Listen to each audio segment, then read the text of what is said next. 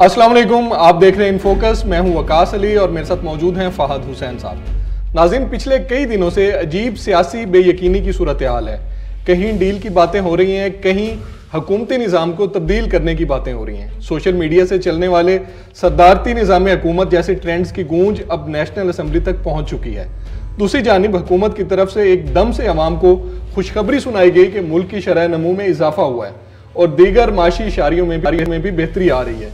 अगर वाकई ऐसा है तो फिर इस सारी सूरत हाल में अपोजिशन का बयानिया कहाँ खड़ा नजर आ रहा है, क्योंकि हिज़्ब इख्तिलाफ की जमातें तो महंगाई को हुकूमत के खिलाफ अपना अहम हथियार बनाकर सड़कों पर आने को तैयार हैं। एक तरफ हुकूमत अपने आदाफ में कामयाबी के दावे करती नजर आ रही है कि हम इस मुल्क को दुरुस्त सिमत में लेकर जा रहे हैं, और दूसरी जानिब अपोजिशन जमातें कहती हैं कि हुकूमत चंद दिनों की मेहमान है, आज गई या कल गई। इस सारी सूरत हाल के तनाजुर में आज हम अपने प्रोग्राम में बात करते हैं कि हालात आखिर जा रहे हैं। अगर आज निज़ाम की तब्दीली की बात हो रही है तो सबसे बड़ा सवाल यह है कि आखिर क्यों हो रही है। क्या गहराई में जाकर किसी ने सोचा है कि सिस्टम की तब्दीली से आखिर मतलब है क्या? फाद साहब, स्टार्ट मेरा ख्याल में हम कर लें। जो अपोजिशन और हुकूमत बातें कर रहे हैं, हुकूमत कहती है कि हम अपने अहदाफ के करीब हैं और बड़ा अच्छा निज़ाम हुकूमत चला रहे हैं, और जो अपोजिशन है वो कह रही है कि नहीं जी, जो हमारे अहदाफ हैं वो बिल्कुल ठीक है और हुकूमत को आज नहीं तो कल जो है वो हम गिरा देंगे। 4-5 दिन पहले आपने सुना मरियम नवाज साहबा ने भी कहा है कि हुकूमत चंद दिनों की मेहमान है। शेख रशीद साहब ने भी आज बात की और अपोजिशन को उन्होंने आड़े हाथों लिया है। फाद साहब, ये खुद एतमादी तो दोनों तरफ बराबर नजर आ रही है। देखिए, बड़कबाजी है अच्छा दोनों तरफ। हाँ, और ये बड़कबाजी जो है, ये जो अपनी अपनी कमजोरियां हैं उनको छुपाने की एक कोशिश भी है। हुकूमत को अच्छी तरह मालूम है वकास के उनके पल्ले इस वक्त कुछ भी नहीं है जहां तक गवर्नेंस का ताल्लुक है। ये जो इकोनॉमी के फिगर्स उन्होंने दिए, ठीक है, ये ग्रोथ रेट जो है वो रिवाइज हुआ है, और जो एक वो प्रोसीजर होता है उसमें जो आपको मजीद जो नया डेटा आता है वो उसको इंक्लूड करते हैं अपनी कैलकुलेशंस में, और ये कोई नई बात नहीं है, हर चंद सालों में ये होता है। उसकी रोशनी में कुछ रिकैलकुलेशंस हुई हैं और जो ग्रोथ रेट है वो थोड़ा बढ़ गया है, लेकिन उसी अगर वही आप फिगर्स रखें और वही जो नया डेटा रखें तो उसमें कुछ इंडिकेटर्स हैं जो इनके मजीद खराब भी हो गए हैं। तो वो तो एक रिकैलकुलेशन है, वो इतना बड़ा जो है वो कोई मार्का नहीं है जितना कि हुकूमत उसको बयान कर रही है। ठीक है, मैं उनकी सियासी मजबूरी समझता हूँ। उनकी जगह कोई भी होता तो वो यही कहता कि जी देखिए, हमने कितना बड़ा जो है वो दिल्ली फतह कर लिया है, जबकि जो असल इकोनॉमी की और मईशत की जो हालत है वो तो आप आम लोगों से जाके ऑन ग्राउंड पता चलेगा तो बाकी तो फिर सारी जो है कार्रवाई है। हाँ। तो चले ठीक है, वो उनकी अपनी सियासी दुकान को वो चमका रहे हैं, लेकिन उन्हें अच्छी तरह मालूम है कि बाहर क्या हालात हैं, और उसका एतराफ वजीर खारजा शाह महमूद कुरैशी ने कल फ्लोर हाउस में किया। महंगाई सबसे बड़ा मसला है, सबसे बड़ा मसला है। हालांकि कुछ वज़रा तो ये कहते फिर रहे हैं कि बशमूल में खाले शायद वज़ीर आज़म ने भी कहीं कहा है कि जी महंगाई को इतना बड़ा इशू नहीं है, लेकिन बहरहाल जिन लोगों ने हल्के की सियासत करनी है उन्हें अच्छी तरह मालूम है कि अगर कोई प्रॉब्लम है इस वक्त तो वो महंगाई है, उसमें वो जो मर्जी उसके अपने ग्रोथ रेट फिगर्स देते हैं, पहली बात। दूसरा, देखिए अपोजिशन की भी एक इनसिक्योरिटी है। अच्छा, उन्होंने बात तो कर दी है ये कि हम हुकूमत को गिराने जा रहे हैं और हुकूमत के दिन कम रह गए हैं और बस अब ये आज नहीं तो कल की बात है, लेकिन इस वक्त तक पल्ले उनके भी कुछ नहीं है। उनकी ख्वाहिश जरूर है, और ये बात दुरुस्त है कि जिस तरीके से हुकूमत का एक की कुर्सी मजबूत थी आज से चंद महीने पहले तक, वो उस तरीके से नहीं है। लेकिन क्या इसका मतलब है कि ये फैसला हो गया है कि तमाम तर जो नंबर्स गेम है वो अपोजिशन की पलड़े में जा रही है? तो ऐसा फिलहाल नहीं हुआ है। इसलिए आप देखें कि कोई अपोजिशन का कोई शख्स जो है वो कमिट नहीं कर रहा। कभी कोई कुछ कह देता है, कभी कोई कुछ कह देता है, लेकिन सब ये कह रहे हैं कि जी 25 तारीख को जो मीटिंग हो रही है पीडीएम की, उसमें हम बड़े फैसले करेंगे। तो सियासी बयानबाजी चल रही है, एक दूसरे को गिराने की कोशिश की जा रही है, और ये जो सारी जंग है ये इस वक्त बयानिया की हद तक की है। ऑन द ग्राउंड सूरत हाल मुख्तलिफ है, और उनके बयानात भी यही हैं। राना सनाउल्लाह साहब ने 2 दिन पहले बयान दिया है, वाज़ेह उन्होंने कहा है कि हमारे पास नंबर गेम फिलहाल नहीं है। इन हाउस चेंज चाहे वो पंजाब में हो चाहे फेडरल में हो, तो उस हम पोजीशन में नहीं है कि इन हाउस चेंज ला सके। और ये जो बात है ये इस वक्त ग्राउंड रियलिटी है। अच्छा, अब जाहिर बात है कि कुछ चीजें ऐसी होती हैं जो अभी तक न सिर्फ ये कि पब्लिक में नहीं आई, बल्कि पार्टी की जो सेकंड लाइन ऑफ लीडरशिप है उनको भी नहीं मालूम होती। वो सिर्फ जो नंबर 1 या नंबर 2 होता है उसको मालूम होती है। तो ऐन मुमकिन है कि कुछ अंदर खाते कुछ हो, लेकिन उसकी कोई उसका सबूत, कोई उसके शवाहिद अभी तक सामने नहीं आए। मामला, मैच इस टाइम फंसा, आखिरी ओवर अगर आ रहे हैं, मैच फंसा हुआ है, रन रेट मुश्किल है लेकिन अचीवेबल है। ठीक है, तो गेम किसी तरह भी जा सकती है। हम कई दिनों से बात कर रहे हैं, मेरा ख्याल है अब तो लोगों ने भी कहना शुरू कर दिया है, बल्कि सियासतदान भी कह रहे हैं कि ये चंद हफ्तों की बात है। मेरे ख्याल में हमें अंदाजा होना शुरू हो जाएगा कि रन रेट जो है वो बहुत ऊपर जा रहा है या किलियां खड़कना शुरू हो रही है। वैसे हम भी कई दिनों से बात कर रहे हैं, लेकिन ऑपोजिशन भी कई दिनों से जो रूल्स ऑफ द गेम्स है ना, वो कभी चेंज करती है, कभी पुराने रूल पे वापस आ जाती है। पीडीएम और पीपल्स पार्टी की आप एग्जांपल ले लें, शुरू में पीपल्स पार्टी अलग हो गई कि इस्तीफों वाला ऑप्शन जो है उनको काबिल कबूल नहीं था। आज फिर बातें हो रही हैं कि पार्लियामान में तो पीपल्स पार्टी और नून लीग और बाकी अपोजिशन जमातें इकट्ठी हैं, लेकिन अब सड़कों पे भी इकट्ठे होने जा रहे हैं। और बिलावल साहब बड़े कॉन्फिडेंट नजर आते हैं, वो कहते हैं जी आप इन हाउस चेंज वाले ऑप्शन पे आए, मैं गारंटी देता हूं कि इन हाउस चेंज आएगा। देखिए बिकॉज अगर आप बिलावल के पॉइंट ऑफ व्यू से देखें या अगर आप जरदारी साहब के नुक्ता नज़र से देखें तो उनको ये घाटे का सौदा तो नहीं है। देखिए ना, अभी तक तो उन्होंने अपनी 1.5 ईंट की मस्जिद बनाई हुई थी जी, और जब से वो पीडीएम से अलहदा हुए तो कुछ हद तक वो एस्टैब्लिशमेंट से भी उनके मामला जो हैं वो एक तासुर ही बन रहा था कि उनकी तरफ बड़ी नरमी है और उनकी कुछ मामला जो हैं वो कुछ कहीं कुछ पक रहा है। लेकिन उसके बाद फिर नून लीग के कुछ जो है वो खबरें आना शुरू हो गई कि नून लीग के मामला भी कुछ बेहतर हो रहे हैं, तो पीपल्स पार्टी का मामला कुछ सर्द खाने में चला गया। लेकिन ये जो लॉन्ग मार्च हो रही है, इससे देखिए ना क्या होगा।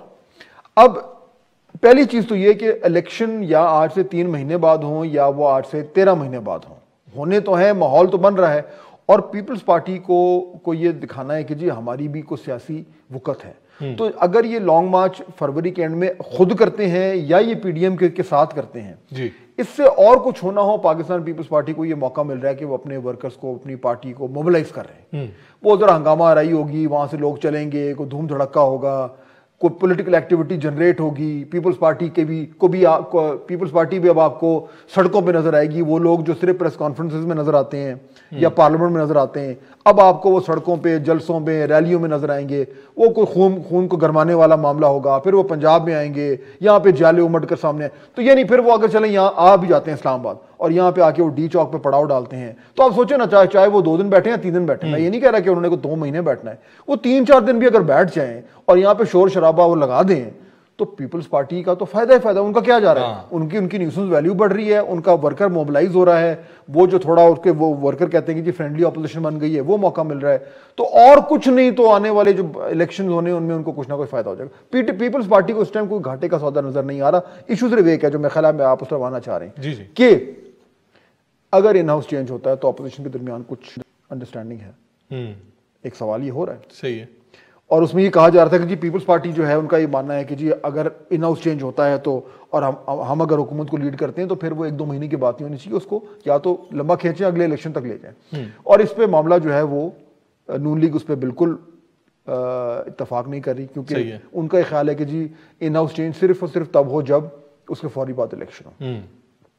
लेकिन इसमें क्योंकि जहां पे मैं जो अभी आपने जिक्र किया था कि पीपल्स पार्टी की पीडीएम से एक बार फिर कुर्बतें बढ़ रही हैं, मुझे उसमें सिर्फ और सिर्फ एक सिग्निफिकेंस नजर आ रही है, और वो ये है कि इन हाउस चेंज और इन हाउस चेंज के बाद अगर कुछ सिचुएशन बननी है, उसमें इनकी आपस में किस तरह की अंडरस्टैंडिंग है। सिर्फ ये एक सिग्निफिकेंट चीज है।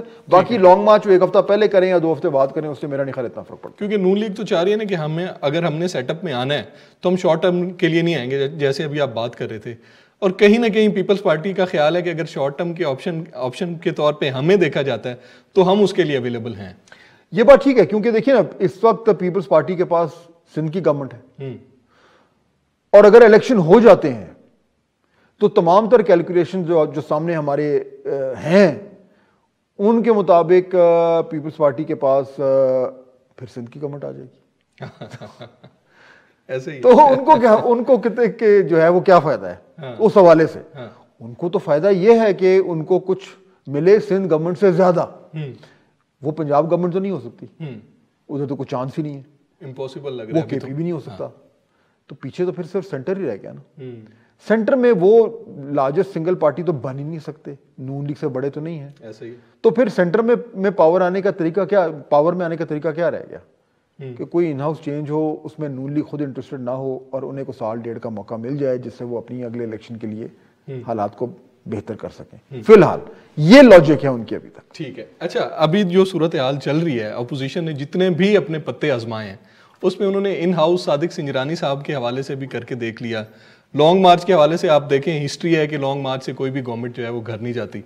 वो एक्सपेरिमेंट जो है मौलाना साहब ने भी करके देख लिया है पहले साल में पीटीआई हुकूमत के। तो अभी अगर कोई आखिरी पत्ता ये खेल लेते हैं और वो भी उसमें नाकाम हो जाते हैं तो फिर इनको सुकून से बैठ जाना चाहिए, फिर तो इनके पास कुछ भी नहीं बचेगा। इसीलिए शायद ये पत्ता खेलने से थोड़े से खौफ हैं। हाँ। कि जब तक इन्हें इतना अंदाजा ना हो कि जी वो जो पत्ता है जब हम खेलेंगे तो वो सारा हमारी बनेगी। अगर वो नहीं है तो फिर वो बेहतर ही है कि ऐसा ना हो कि वो अपनी तरफ से जो है वो बड़े पुरएतमाद तरीके से जो है वो बादशाह स्पेड्स का बादशाह फेंकें तो आगे वालों के बाद यक्का रखा हो तो लग पता जाएगा। तो वो इसलिए वो मेरे ख्याल में ये कोशिश कर रहे हैं कि या तो उनको पता हो कि जी अगले वालों के पास जो है वो या तो दैला होगा या उससे कम होगा, या ये कि फिर हम ना ही खेलें अपना, हमारा पास जो किंग पड़ा है। तो मेरे ख्याल में क्योंकि ये कैलकुलेशन अभी तक नहीं है तो इसलिए इस तरह की बातें हो रही है। लेकिन मेरे ख्याल में ये जो 25 को मीटिंग होने जा रही है इससे मैं आइडिया हो जाएगा कि मामलात कुछ ठोस बन रहे हैं या अभी भी वो इंशाल्लाह माशाल्लाह पे बात चल जो पिछले जो पहले 1 साल से चल रहा था। ठीक है, हमने यहाँ पे एक ब्रेक लेनी है और ब्रेक के बाद बात करेंगे जो निजाम की तब्दीली ट्रेंड चल रहा है और हर तरफ बातें हो रही हैं, तो इसकी हकीकत क्या है। और सबसे बड़ा सवाल ये कि बातें हो क्यों रही हैं, आज इस टाइम में ये बात करने का मकसद क्या है, इस पर हमने बात करनी है एक ब्रेक के बाद।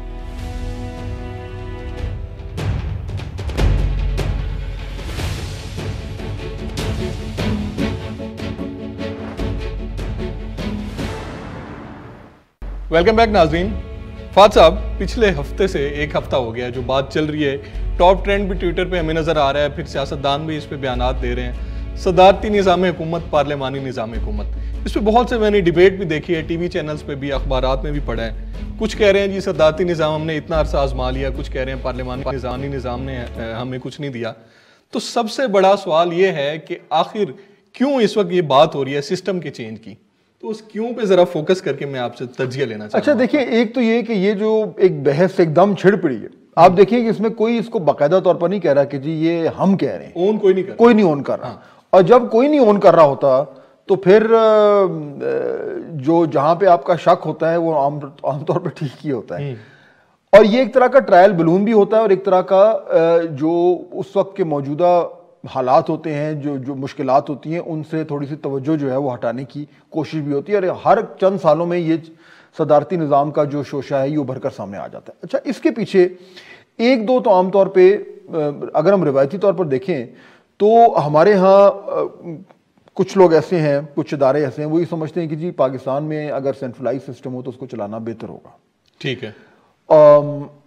और वो ये कि उससे जो है वो एक सेंटर मजबूत होगा तो जो जिस तरह की पॉलिसीज होंगी वो ज़्यादा यूनिफॉर्म होंगी और हर सूबा अपने अपने तरीके से मामलात को नहीं चला रहा होगा और शायद उस हवाले से तरक्की भी बेहतर हो सके। अच्छा, अब ये एक रिवायती एक अंदाज है चीज़ों को देखने का, लेकिन ये जो अभी एकदम सामने आया है ट्रेंड, और आप देखें ये बात आपकी दुरुस्त है कि इसमें किसी ने बाकायदा तौर पर आके नहीं कहा, कोई यानी कि कोई ऐसा शख्स जो कि जिम्मेदार शख्स हो कि जी ये हम ये चाह रहे हैं।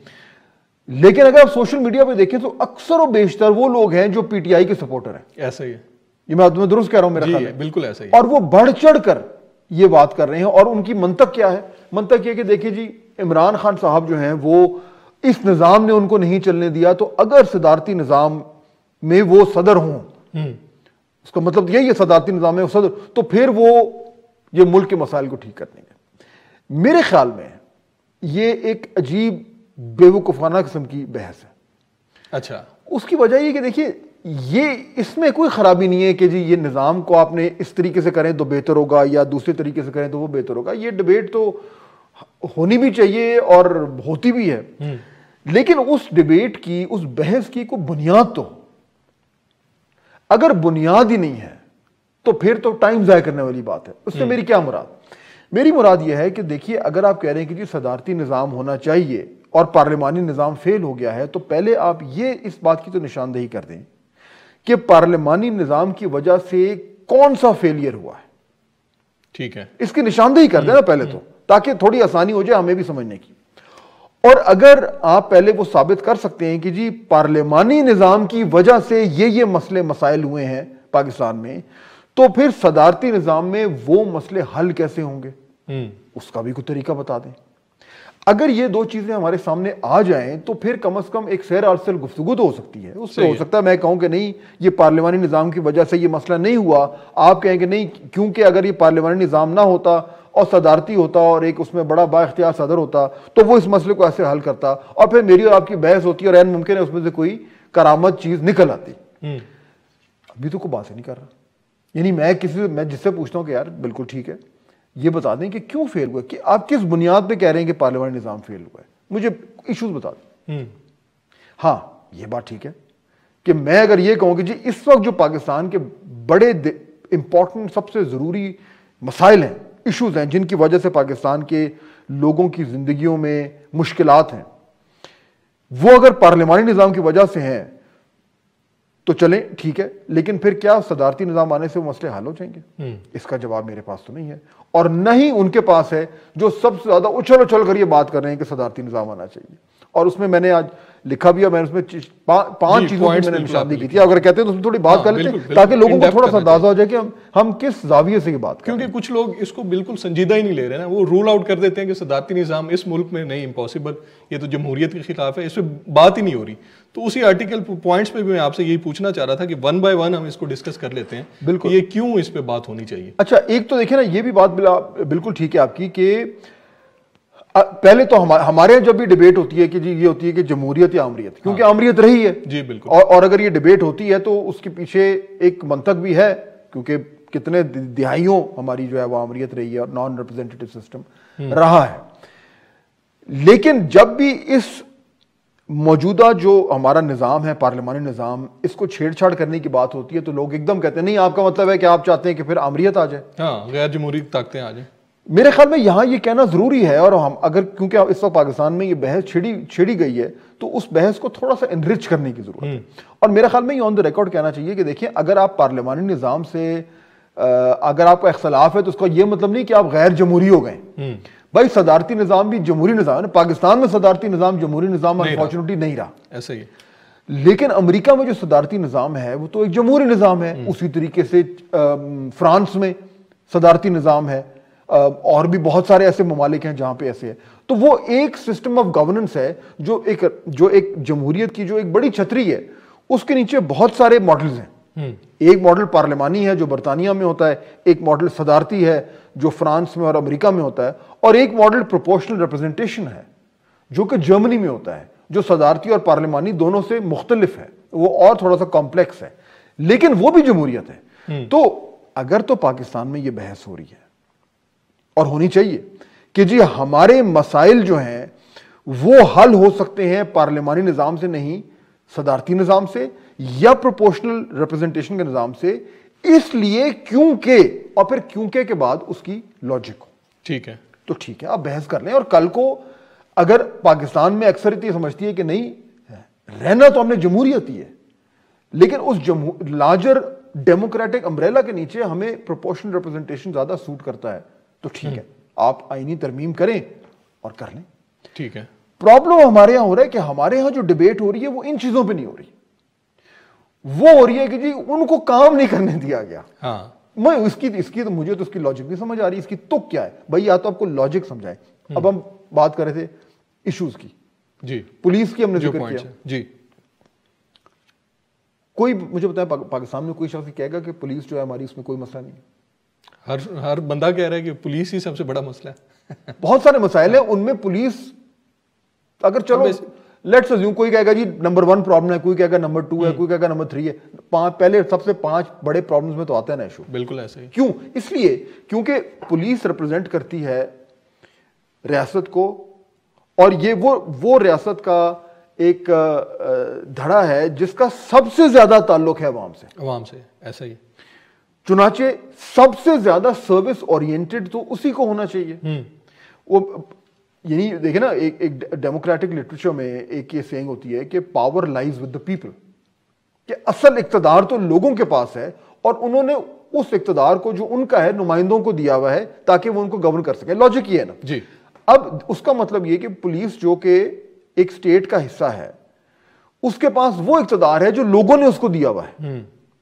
लॉजिक ये है उस इख्तियार को उसने इस्तेमाल करना है लोगों की सर्विस के लिए। हमारे यहां क्या हाल है शुरू से, क्योंकि कॉलोनियल पुलिस थी, ऐसे ही उस कॉलोनियल पुलिस का एक डिफरेंट मॉडल था, उसने तो यहां पे लोगों को काबू करना था। अब तो हम एक कॉलोनियल कंट्री नहीं है, हम तो एक आजाद खुद मुख्तार मुल्क है। वो पुलिस रिफॉर्म नहीं हुई। वो क्यों नहीं हुई? इशू ये है, सब पूरा पाकिस्तान ये कहता है कि इस वक्त पुलिस की वजह से लोगों की जिंदगियों में एक बहुत ज्यादा मुश्किलात है। सब ये कहते हैं कि पुलिस को ठीक होना चाहिए। हर लीडर, चाहे वो आमिर हो चाहे वो एक जमहूरी लीडर हो, वो कहता है पुलिस को ठीक करना है। सब कहते हैं कि जब हम इक्तदार में आएंगे तो हम पुलिस को ठीक करेंगे। कितनों ने किए? कुछ भी नहीं, सिर्फ दावे हैं। सिफर बटा सिफर इस तरह है। सर इसी को कंटिन्यू कर लें, एक ब्रेक ले लूं मैं, ब्रेक के बाद फिर सिर्फ मुझे ये कहने दें कि इसी नुक्ते पे बनता है कि अच्छा ये तो अगर प्रॉब्लम है तो जब सदारती निजाम आएगा तो क्या वो पुलिस को ठीक कर लेगा? ये जरा आप ब्रेक लें, उसके बाद बात करते हैं। ब्रेक लेते हैं और यही सबसे बड़ा सवाल है, इसी पे बात करते हैं। और वन बाय वन जो और भी पॉइंट्स हैं उन पे भी हमने फाद साहब की राय लेनी है एक ब्रेक के बाद।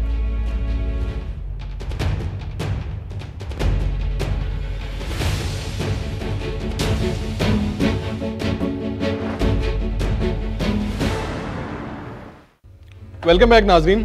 फाद साहब, ब्रेक से पहले जो पुलिस रिफॉर्म्स की या उस प्रॉब्लम की बात हो रही थी, अगर उसी प्रॉब्लम को हम जमहूरी निज़ाम से निकाल के और सदारती निज़ाम हमारे शेल्फ में डालें तो क्या मसले हल हो जाएंगे? वो देखिए वही है, और वो सदारती निज़ाम भी जमहूरी निज़ाम है। अगर हम उस तरीके से हम देख रहे हैं तो सवाल मेरा तो यही सवाल है कि जो लोग सदारती निज़ाम के ऊपर इतनी छलांगे मार रहे हैं और छल कूद कर रहे हैं, बड़ी अच्छी बात है, होना चाहिए, लेकिन फिर आपके पास लॉजिक होनी चाहिए। आप समझाएं आके कि अच्छा जी ये हमारा मसला है। मैं हम पुलिस की बात करें ना, मैं पुलिस और हर शख्स ये कहता है कि जी पुलिस का निजाम बेहतर होना चाहिए, और उसमें सबसे ज्यादा जो ऊंची आवाज से ये बात करते थे वो कौन थे? जनाब प्राइम मिनिस्टर साहब थे। ठीक, और बार बार वो ये कहते थे कि मैंने केपी की पुलिस को कितना बेहतर किया, जब आप आएंगे तो पंजाब में आप देखिएगा पुलिस का क्या होगा। आज कहां खड़ी है पंजाब की पुलिस? तो ये तो अब खुद वो मानते हैं कि पुलिस रिफॉर्म में वो फेल हुए। मेरा सवाल, मैं चैलेंज करता हूं उन तमाम लोगों को जो सदारती निज़ाम के लिए छलांगे मारे, मुझे बताएं कि सदारती निज़ाम आएगा तो वो कैसे ठीक करेंगे पुलिस? उनके पास क्या हल है? सदारती निज़ाम आने से ये मामला कैसे हल होगा? इससे पहले जो सदारती निज़ाम थे उनमें ये मसले हल हो गए? पहली बात। अच्छा, दूसरी बात, अगर ये लोग कहते हैं कि नहीं जी वो देखें हम वो सदारती निज़ाम नहीं चाहते, ठीक है, तो फिर कौन सा चाहते हैं? फिर वो बता दें, और जब वो बता देंगे तो फिर ये भी बता दें कि उस सदारती निज़ाम में क्या ऐसी मुख्तलिफ चीज होगी जिससे वो मिसाल के तौर पर पुलिस को ठीक कर देगा। तो अगर ये पीटीआई के लोग हैं, क्योंकि हम देख रहे हैं कि पीटीआई के सपोर्टर जो हैं वो बड़े जोर शोर से इसकी हिमायत कर रहे हैं, जरा सोशल मीडिया पे मैं इस यानी आज ऑन द रिकॉर्ड सामने सारों के कैमरे पे कह रहा हूं, आए बता दें, आए बताएं कि सदारती निज़ामों को तो पुलिस कैसे ठीक होगी। और अगर अभी पुलिस ठीक नहीं हुई इस निज़ाम में पिछले 3 साल में, जो कि पार्लिमानी निज़ाम है जिसमें पाकिस्तान तहरीक इंसाफ की हुकूमत है, सेंटर में भी और पंजाब में भी, तो कौन रोक रहा था उनको पुलिस ठीक करने से? कौन रोक रहा था? और यही चीज है ना कि अगर वो कहते हैं कि सदारती निज़ाम में ये तब्दीली हम करें तो पुलिस का निज़ाम ठीक हो जाएगा, तो वही तब्दीली ये पार्लिमानी निज़ाम में क्यों नहीं कर सकते? क्यों नहीं करें ना? ये देखिए सवाल बनता है ना, ये किसने रोका? ऑपोजिशन ने रोका था, इत्तेहादियों ने रोका था पुलिस को ठीक करो, एस्टैब्लिशमेंट ने रोका था, IMF ने रोका था, चीन ने रोका था, किसने रोका था? पुलिस का निजाम अगर पंजाब में ठीक नहीं हुआ तो उसका कसूरवार कौन है? ये जवाब दे दें वो लोग जो आज कह रहे हैं कि जी सदारती निजाम लेके आए, पार्लियामेंट निजाम फेल हो गया। देखते हैं किसी के पास। ठीक है, एक और हमने ब्रेक लेनी है फाद साहब, ब्रेक के बाद इसी टॉपिक को करेंगे।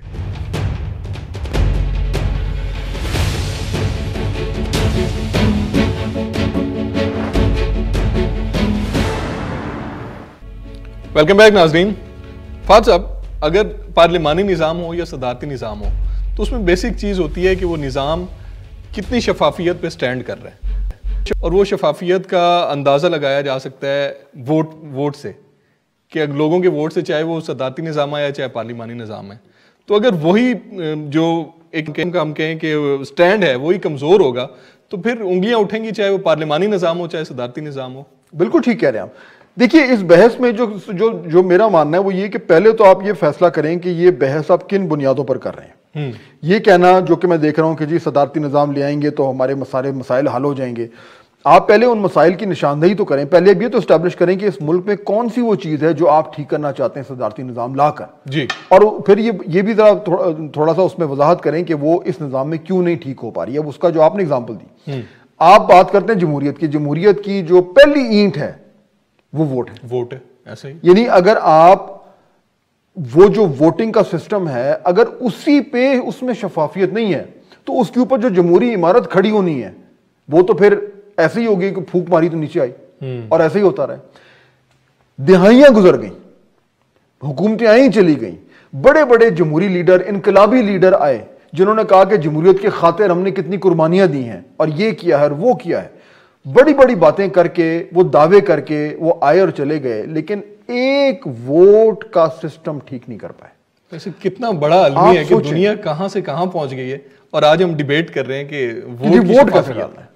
यानी वो बात है कि आप कह रहे हैं कि जी हमने वर्ल्ड कप जीतना है, लेकिन आप ये नहीं एग्री कर पा रहे कि एलबीडब्ल्यू का रूल क्या होगा आपको, और आप कह रहे हैं हमने वर्ल्ड कप जीतना है। वोटिंग का सिस्टम तो बिल्कुल बेसिक चीज है, अगर आप इसको भी नहीं ठीक कर पा रहे, इसको भी इस तरह का निजाम नहीं बना पा रहे कि उसमें सब अग्री करें, तो फिर बाकी चीजें तो आप छोड़ें। ये जो आज बड़ी बड़ी बातें कर रहे हैं कि जी हमने इस तरीके से आकर निजाम की तब्दील करना है, उनको मेरा ये सवाल है कि पहले वोटिंग का सिस्टम तो ठीक कर दें भाई। जब आप डस्का जैसे करवाते हैं फिर आपके उसके बाद आप कहते हैं कि जी हमने जमहूरियत का निजाम ठीक करना है। इस वक्त ये कहना कि जी हम तो ईवीएम ला रहे हैं, यानी आप खुद सोचें, ठीक है आपने एक सियासी तौर पर एक अपना नारा लगा वो करना है, लेकिन अगर आप मुल्क का सोच रहे हैं विकास, तो मुल्क में तो आपको एक इस तरह का निजाम चाहिए कि उसमें हर शख्स जो उस गेम में हिस्सा ले रहा है वो पुरएतमाद तरीके से कह सके कि ये जो वोटिंग का निजाम है इस पे मेरा मुकम्मल तौर पर ट्रस्ट है। वो करने, ये आपका आउटकम है, ये ऑब्जेक्टिव है आपका कि जी कोई शख्स उस पर उंगली ना उठा सके, और जब उस वोटिंग के जरिए जो भी आउटकम आए सब कहें कि हाँ जी बिल्कुल ठीक है हम मानते हैं, ये आपका टारगेट है। अब उस टारगेट को अचीव करने के लिए आपको क्या करना है ये आपने देखना है ना। ठीक है, अब ये एक्सरसाइज किसी ने की है नहीं।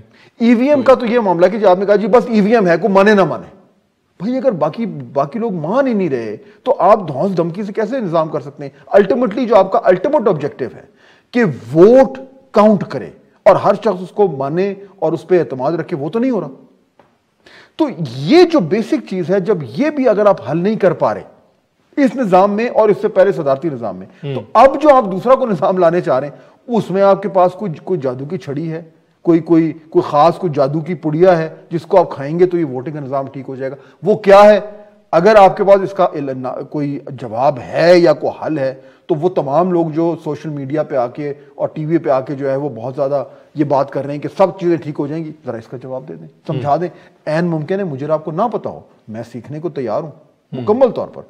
काश इनके पास कोई जवाब हो, अगर हो जाए तो मेरा और आपको इस मुल्क का फायदा है। और इस सारी डिबेट में सर आखिरी 2 मिनट है मेरे पास, तो मुझे तो ये लग रहा है कि असल खराबी जो निजाम में बैठे लोग हैं, चाहे वो पार्लिमानी निजाम है चाहे सदारती निजाम जो पहले है, असल खराबी उनकी स्ट्रेटेजीज में थी, उनकी पॉलिसीज में थी। अदरवाइज निजाम के हवाले से कोई ऐसी डिबेट नहीं। देखिए अल्टीमेटली तो फिर यही है ना कि आपके पास पॉलिटिकल विल नहीं है इन मसाइल को हल करने की, चाहे वो वोटिंग का मसला हो, चाहे वो हमारा जो इलेक्टोरल सिस्टम है उसको हमें ठीक करना है ताकि आपकी जमहूरी निजाम में आपका ट्रस्ट बढ़े, मुकम्मल तौर पर हो। ये वो तमाम चीजें हैं जो मैच्योर डेमोक्रेसीज हैं उनमें मौजूद हैं, इसलिए उनका निजाम चल रहा है। वोटिंग का सिस्टम हो गया, इलेक्टोरल सिस्टम हो गया, पुलिस का रिफॉर्म हो गया, आपका जो एक क्रिमिनल जस्टिस सिस्टम है उसमें सबका एतबार हो। यही चीजें ना जो रोजाना की बुनियाद पर पाकिस्तान के हर शहरी को जहां पे जाके और धक्के खाने पड़ते हैं, या आपका मेरिट हो गया, आपके अपने फंडामेंटल राइट्स हो गए, जो आईनी हकूक है जो आपको नहीं मिलते, जिसमें कानून के सामने ताकतवर और जो कमजोर है सब बराबर हो। आइन तो कहता है आपका, आप आइन खोल के देख लें सब कुछ लिखा हुआ है, ऑन द ग्राउंड कुछ भी नहीं है। तो ये हर शख्स जो आया, या उसके पास पॉलिटिकल विल नहीं थी, या उसके पास कैपेसिटी नहीं थी, या उसके पास कॉम्पिटेंस नहीं थी, अहलियत नहीं थी, कोई तो वजह थी जिसकी बुनियाद पर आज ये मसाइल जो आज से 50 साल पहले इस मुल्क में थे, आज भी वही मसाइल हैं, जबकि दुनिया कहीं और चली गई है। तो ये बात आपकी बिल्कुल ठीक है कि प्रॉब्लम निजाम का नहीं है, प्रॉब्लम उन लोगों का है जो निजाम चला रहे हैं। प्रॉब्लम उनका है। अगर आपने ठीक करना है तो फिर उन लोगों को ठीक करें, उस लीडरशिप को ठीक करें। वो खुद जो है वो निजाम की वजह से फेल नहीं हो रहे, निजाम उनकी वजह से फेल हो। हाँ, और शायद हमारे पास टाइम खत्म हो गया, उनके जहन में ये भी हो कि अगर हम इस तरह की कोशिश करेंगे तो हो सकता है कि हमारी दुकान हो जाए और हमें रिप्लेस कर लें कुछ और लोग। बहुत शुक्रिया फहद साहब, टाइम हमारे पास खत्म हो गया, इजाजत दीजिए, अल्लाह हाफिज।